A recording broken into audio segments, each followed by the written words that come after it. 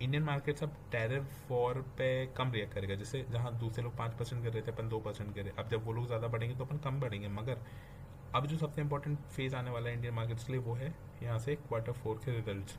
अगर वो अच्छे हुए तो अपन यहाँ से रैली कंटिन्यू करेंगे, 25,000 के टारगेट मीट होंगे। अगर वो चीज़ नहीं होती है तो फिर कहीं ना कहीं एक जोन ऑफ कंसोलिडेशन बनेगा, मार्केट साइडवेज होगा। अब गिरने को तो देखो स्टॉक्स बहुत गिर चुके, तो अब गिरेंगे तो नहीं।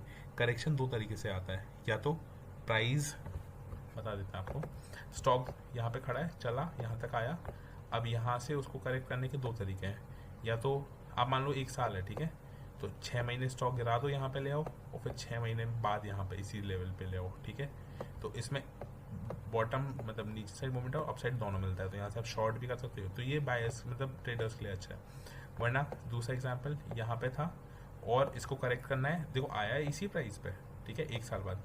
अब वो 1 साल ना इसी इसी इसी इसी प्राइस में कि 200 रुपये ऊपर 200 रुपये नीचे 500 रुपये ऊपर ऐसे ऐसे करके, और 1 साल बाद भी प्राइस इसी लेवल पर रहेगी। देखिए ये भी वही लेवल है, ये भी वही लेवल है, डिफरेंस क्या है, यहाँ से गिरा फिर ऊपर आया, और यहाँ पे वही उसी जोन में ऊपर नीचे होता रहा, छोड़ा ही 100-200 पॉइंट, और उसी पे रहा। तो 1 साल में ये भी यही है और 1 साल में ये भी यही है। यहाँ पे ट्रेडिंग अपॉर्चुनिटी मिलती है, यहाँ पे ट्रेडिंग अपॉर्चुनिटी नहीं मिलती, और यहाँ पे इन्वेस्टर्स नहीं घबराते हैं क्योंकि उनके पैसे कम नहीं हो रहे होते हैं, भले बढ़े ना, पर यहाँ पे क्या अचानक से गिरता है ना, तो फिर ट्रेडर्स घबरा जाते हैं। तो अब देखना ही, अगर रिजल्ट सीजन अच्छा रहा तो फिर तो अपनी रैली कंटिन्यू होगी। बट अब ये चीज़ नहीं हो सकती क्योंकि ऑलरेडी प्राइसेस बहुत ज़्यादा गिर चुके, तो यहाँ से गिरेंगे नहीं।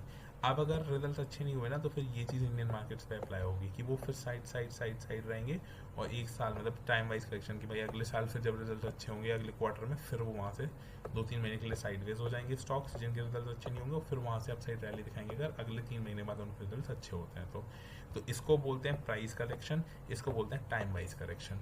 समझिए इसको, यही ऐसी चीज़ें पर मार्केट में सीखते हैं। ये सीन 1 है, ये सीन 2 है, ठीक है। आज आप समझ गए होंगे कि वैल्यू